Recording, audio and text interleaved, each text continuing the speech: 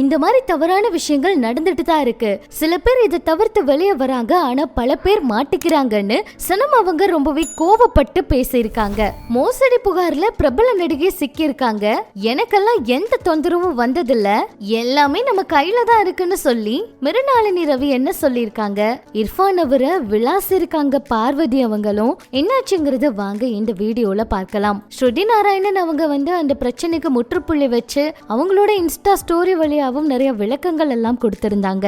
இந்த நிலையில அவங்களோட வீடியோன்னு சொல்லி மறுபடியும் ஒரு வீடியோ சமூக வலைதளங்கள்ல மிகப்பெரிய அதிர்ச்சியை ஏற்படுத்தி இருக்கு. இத பார்த்த சனம் ஷெட்டி அவங்க ரொம்ப கோவப்பட்டு ஒரு வாய்ப்புக்காக ஒரு பொண்ணு என்ன சொன்னாலும் பண்ணணும் அப்படிங்கிற மாதிரி இன்னும் சில விஷயங்கள் நடந்துகிட்டு தான் இருக்கு. நான் அதுக்காக இந்த பொண்ணை எதுவும் சொல்லல.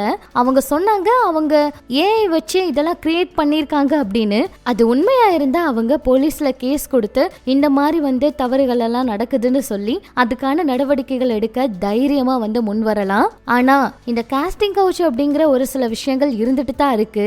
நிறைய இடத்துல இந்த மாதிரி பெண்கள் ஆபத்துல சிக்கிட்டு தான் இருக்காங்க. அது நடந்துகிட்டு தான் இருக்கு. சொல்ல போனா அந்த வீடியோல பாத்தீங்கன்னா கேட்கிற கேள்விகள் சில விஷயங்கள் அதெல்லாம் பார்க்கும்போது அவ்வளோ கோவமா வருது.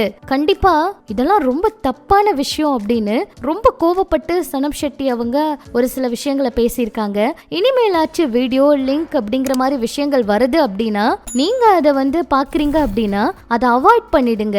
தயவு செஞ்சு லிங்க்னு கேட்டு மத்தவங்களுக்கு ஷேர் பண்றது இப்படி எல்லாம் பண்ணாதீங்க. இதுல ஒருத்தரோட வழி இருக்கு அப்படிங்கிற மாதிரி சனம் ஷெட்டி அவங்க அதுல நிறைய விஷயங்கள் பேசியிருக்காங்க. சொல்ல போனா இந்த விஷயங்கள் எல்லாம் இப்ப ரொம்பவே அதிர்ச்சியை கொடுக்குது அப்படின்னு சொல்லியிருக்காங்க. அடுத்து பிரபல சின்ன திரை காமெடி நடிகையான ஷர்மிளா தாப்பா அவங்க பாஸ்போர்ட் மோசடி வழக்குல சிக்கியிருக்காங்கன்னு ஒரு தகவல் வெளியாகி இருக்குங்க. இவங்க பாஸ்போர்ட் அதாவது இங்க குடியுரிமை வாங்குறதுக்காக நிறைய ஃபேக்கான ப்ரூஃப்ஸ் எல்லாம் கொடுத்திருக்காங்க. இதெல்லாம் கண்டுபிடிச்சுதான் இப்ப அவங்க மேல மோசடி வழக்கு போட்டிருக்காங்கன்னு ஒரு நியூஸ் வெளியாகி இருக்கு. ஆனா இதுக்கு அவங்க சைடு இருந்து என்ன விளக்கம் கொடுக்க போறாங்கங்கறத பொறுத்திருந்து தான் பார்க்கணும். இப்படி ஏதோ ஒரு பக்கம் இருக்க மிருனாளினி ரவி அவங்க கிட்ட இப்பெல்லாம் நிறைய பிரச்சனைகள் நடந்துகிட்டு இருக்கு. கேரள திரைத்துறை தொடர்பான ஹேமா கமிஷன் அறிக்கை தொடர்பான கேள்விக்கு அவங்க கிட்ட ஒரு கேள்வியை பத்திரிகையாளர்கள் கேட்டதுக்கு எனக்கு எந்த தொந்தரவும் வராம நானே பார்த்துப்பேன், நம்ம கையில தான் எல்லாமே இருக்கு, நம்ம வேலையை நம்ம சரியா பார்த்தா போதும், நமக்கு என்ன வேலையோ அதை மட்டும் சரியா பார்த்தா போதும், தேவையில்லாத வில்லங்கத்துக்கு போகாம இருந்தாலே போதும் அப்படிங்கிற மாதிரி ஒரு விளக்கத்தை அதுல கொடுத்திருந்தாங்க. இன்னொரு பக்கம் இர்ஃபான் அவருடைய வீடியோ மிகப்பெரிய சர்ச்சையை ஏற்படுத்திட்டு இருக்கு. இதுக்கு பார்வதி அவங்க என்ன விளக்கம் கொடுத்திருக்காங்கன்னா, அதாவது இவர் மிகப்பெரிய ஜமீன் பரம்பரை, அப்படியே காருக்குள்ள உட்காந்துக்கிட்டே தான் இல்லாத மக்களுக்கு சேவை பண்ணுவாரு, மனைவிய அவ்வளவு பாதுகாப்பா வச்சிருப்பாங்க.